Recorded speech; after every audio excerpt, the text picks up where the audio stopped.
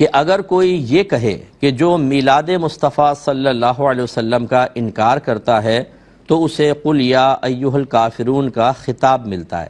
کیا یہ صحیح ہے؟ نہیں، یہ بالکل ٹھیک نہیں ہے۔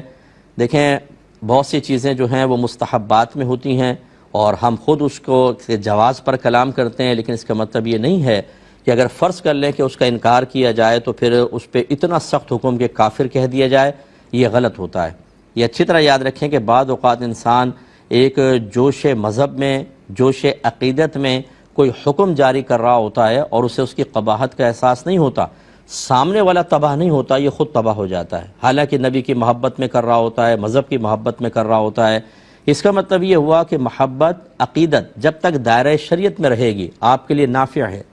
اور اگر وہ دائرہ شریعت کو ہی پھلانگ جائے تو آپ کا، اگر یہ آپ کی خوش فہمی ہے کہ میں اللہ کے بارے میں اس کی محبت میں جو کچھ کہتا رہا ہوں، نبی کی محبت میں جو کچھ کہتا رہا ہوں، اہل بیت اطہار صحابہ کی محبت میں کچھ بھی کہتا رہا ہوں، میری آخرت میں کوئی گرفت نہیں ہوگی، تو یہ آپ کی خوش فہمی ہے۔ اس پر دلیل لائیے قرآن و حدیث سے۔ آپ کے نبی کریم صلی اللہ علیہ وسلم ارشاد فرماتے ہیں کہ جو کسی مسلمان کو کافر کہے اور وہ کفر کا اہل نہ ہو، یعنی وہ کافر نہیں ہے، تو یہ کفر کہنے والے کی طرف لوٹ آتا ہے۔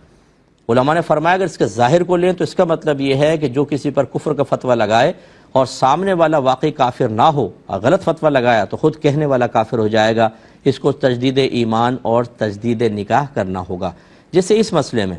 اگر صرف میلاد مصطفیٰ صلی اللہ علیہ وسلم کو بنیاد بنایا جائے، یہ ایک امر مستحب ہے، کرنا چاہیں کریں، وہ بھی قیودات کے ساتھ۔ میں بہت زیادہ اس کے اندر کلام کرتا ہوں کہ غلط طریقے جو خرافات ہمارے ہاں رائج ہو گئی ہیں اس کو ختم کرنا چاہیے، لیکن فی نفسی ہی میرے آقا صلی اللہ علیہ وسلم کا میلاد منانا یہ مستحب ہے، باعث بلندی درجات ہے، انشاءاللہ گناہوں کا کفارہ بھی ہوگا، سرکار کی محبت میں اضافے کا سبب بھی بنتا ہے۔ لیکن اس کا مطلب یہ نہیں ہے کہ اگر کوئی میلاد مصطفیٰ کا انکار کرے یا میلاد مصطفیٰ نہ منائے تو ہم اس کو کافر کہیں، اس بنیاد پہ نہیں کہہ سکتے۔ یہ پاسبل ہے کہ اس کے ساتھ ساتھ وہ کچھ اور غلط کام کر رہا ہو، ان غلط کاموں کی بنیاد پر کوئی کہے تو الگ بات ہے، لیکن خاص میلاد مصطفیٰ صلی اللہ علیہ وسلم کا انکار کرنا کفر نہیں ہے، یاد رکھیں۔ تو یہ میں تمام اپنے بہن بھائیوں سے، کیونکہ ہم اپنے بہن بھائیوں کا ایمان بچانے کے ذمہ دار ہیں جہاں تک ہو سکے، تو اس لیے ہم آپ کو صحیح مسئلہ بیان کریں گے، جوش جذبے میں آگے نہ بڑھیں، اپنی لمٹ کو کراس نہ کریں۔ آج کل اسٹیجز کے اوپر وہ کافر، فلاں مشرک، فلاں بدعتی اتنی جرأت مندی کے ساتھ بیان ہوتا ہے، میں حیران ہو جاتا ہوں کہ یہ کچھ بھی خوف خدا نہیں ہے دل کے اندر کہ آپ کسی کے بارے میں ایک دم ایسا اسٹریٹ فارورڈ بول دیتے ہیں۔ یہ ابھی مجھے کسی نے کچھ بھیجا تھا، بہرحال میں آپ کو نشاندہی نہیں کرتا ہوں کیونکہ ہمارا یہ اسٹیج بھی نہیں ہے، نہ میری ایسی عادت ہے، لیکن کویسچن یہ ہوا کہ مزارات پہ جانا کیسا ہے، تو کہا حرام ہے اور گناہ کبیرہ ہے۔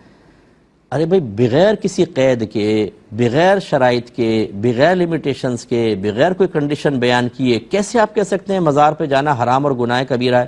کیا میرے آقا صلی اللہ علیہ وسلم کا مزار مبارک نہیں ہے؟ آپ کے کہنے کے مطابق تو مزار پہ جانا گناہ کبیرہ ہے، آپ نے کوئی استثناء نہیں کیا، آپ نے کوئی کنڈیشن نہیں لگائی، تو پھر وہاں پہ جانا بھی حرام اور گناہ کبیرہ ہے۔ اور جن لوگوں نے اس کو بنایا، اس مزار مبارک کا، ان کے بارے میں کیا حکم ہے؟ اور جنہوں نے ابھی تک قائم رکھا ہوا ہے ان کے بارے میں کیا حکم ہے؟ ایسے شہدائے احد کے مزارات پہ حاضری ہوتی ہے، جنت البقیع کے مزارات پر ہم جاتے ہیں، اگرچہ وہ مزار اب عمارتی لحاظ سے ڈھا دیے گئے نہیں ہیں، لیکن بہرحال بی بی فاطمہ رضی اللہ تعالی عنہا کا مزار ہے۔ اسی طرح مکے کے اندر جنت المعلا ہے، بی بی خدیجۃ الکبریٰ رضی اللہ تعالی عنہا کا مزار ہے، تو کیا وہاں سب جگہ جانا اس طرح ہوگا؟ مطلقاً ایسا نہیں بیان کرنا چاہیے۔ اگر کوئی غلط کام ہو رہا ہے ضرور اس کو سمجھائیں، آپ کی بلکہ ذمہ داری اس کو سمجھائیں، لیکن آپ ایسے بس اپنے کسی کو خوش کرنے کے لیے، یا یہ مطلب یہ کہ بس لوگوں کو جی اب کون ڈیپ تفصیل میں جائے، ایک مبہم سی بات کر کے غلط فہمیاں پیدا کرنا، یہ ایک مصلح کا کام نہیں ہوتا ہے، یہ چیز غلط ہے۔ اس لیے خدا را جوش جذبے میں خود غلط کام انسان کرے گا تو قابل گرفت ہوگا، ایسا ہرگز نہیں ہونا چاہیے۔